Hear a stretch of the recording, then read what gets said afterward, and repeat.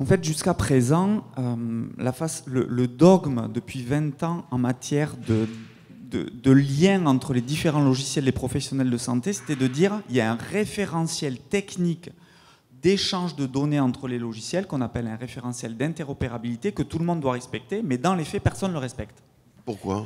Parce que c'est complexe, parce que l'offre numérique est très fragmentée, tout le monde n'a pas les moyens de développer ça.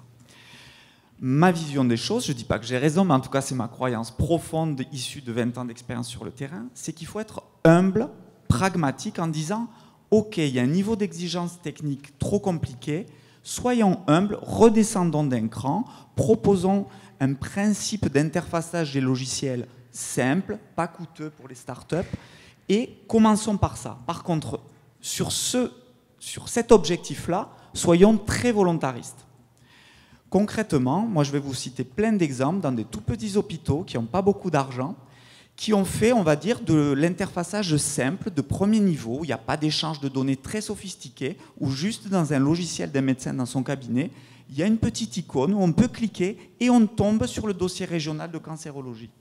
Où on clique sur une autre icône et on tombe sur le réseau de diabétologie. Cet interfaçage simple, qui n'est pas le Graal de l'interfaçage parfait de tous les logiciels, cette humilité-là et ce pragmatisme-là, c'est ça qu'il faut qu'on appelle tous de nos voeux, en acceptant, et c'est un peu compliqué quand on est français, de dire soyons humbles, c'est pas le Graal, c'est pas l'aboutissement ultime d'un interfaçage parfait de tous les logiciels, mais commençons déjà par cette étape-là. Mais vous en êtes où de cette étape alors? Et cette étape-là, partout dans les régions, oui. Il y a des gens qui sont en train de travailler là-dessus. Je peux vous citer des centaines d'exemples de gens qui ont réussi avec peu de moyens à créer ce type d'interfaçage.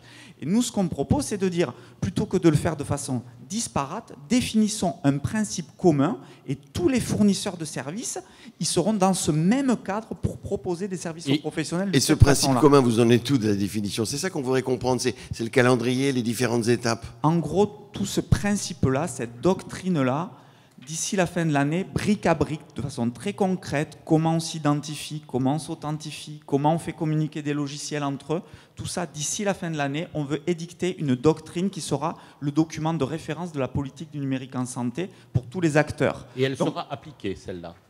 Bonne question. En tout cas, ce à quoi je crois, franchement, hein, c'est qu'on est tout le temps dans une sorte, à la française, d'autodénigrement, de sarcasme, de scepticisme, de cynisme, etc. Moi, je crois qu'il faut retrouver une vision positive, humble, pragmatique, comme si on faisait une marche en montagne. Ça ne sera pas une course de sprint, le numérique. Ça sera, on franchit une première étape, soyons contents déjà collectivement de l'avoir tous franchi. Et ce que je ressens, c'est qu'il y a un alignement de planète qui n'est pas de mon fait d'ailleurs, qui n'est pas de notre fait. Et les nouvelles technologies aussi. Les nouvelles technologies, mais aussi les acteurs de terrain qui maintenant en ont marre que ça n'avance pas et qui ont envie d'avancer collectivement dans un principe commun. Vous n'êtes pas trop idéaliste, vous. Pardon ? Vous n'êtes pas idéaliste. Ça fait 20 ans que je suis sur le terrain, on ne peut pas me targuer d'être un utopiste. Je suis un directeur d'établissement, un informaticien, j'ai développé des choses. Vous êtes toulousain donc. Toulousain positif, mais pas utopique. Et franchement, vous avez des centaines d'acteurs sur le terrain qui, si un cadre précis est donné et relativement pérenne dans le temps, c'est eux-mêmes qui créeront la valeur.